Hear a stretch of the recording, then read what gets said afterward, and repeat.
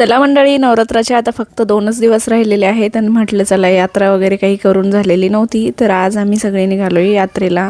आमच्या इकडे मच्छोदरी देवी खूप प्रसिद्ध आहे आणि खूप सुंदर यात्रा तिथे असते। म्हटलं चला जाऊन येऊया आज। तर बघू शकताय काल 7वी माळ होती आणि आज 8वी, पण तरीसुद्धा प्रचंड प्रमाणामध्ये गर्दी होती।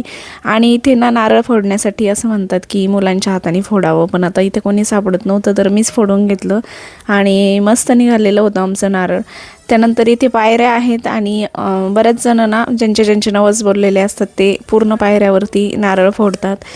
त्यानंतर पायऱ्या चढून वरती गेलो तर लकीली आमचं दर्शन आज खूप छान झालं, कारण ना थोडीशी दर्शनासाठी गर्दी कमी होती आणि त्या लॉटमध्ये आमचा नंबर लागून गेला। दर्शन वगैरे झालं, मंदिरातलं काही शूट करता आलं नाही। त्यानंतर ह्या बायका इथे बसलेल्या असतात पूर्ण पायऱ्यांवरती 9 दिवस। आणि आता यात्रा म्हटलं की छोटी मोठी खरेदी हे ते आलंच, तर थोडंफार काही सामान बघितलं, काही घेतलं देखील। आणि त्यानंतर शरयू बेबीला इथे गंध लावायचा होता। इथे ना एक छोटासा मुलगा फिरत होता गंधाचं घेऊन, आम्हाला खरं तर लावायचा नव्हता, पण तो एवढा छोटा बघून म्हटलं चला आपण याच्याकडून लावून घेऊया। आणि त्यानंतर आता हे बाळ्या बुगड्या हे ते आलंच। यात्रा म्हटलं की किती नाही म्हटलं तरी आपण खरेदी करतोच।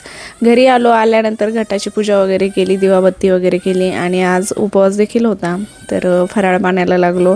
आज मस्त अशी भगर बनवली आणि ना साबुदाण्याचे लाडू मी फर्स्ट टाइम ट्राय करून बघते जमतायत की नाही। तर साबुदाणा भाजून वगैरे घेतलं तुपामध्ये आणि पिठी साखर काढून घेतली।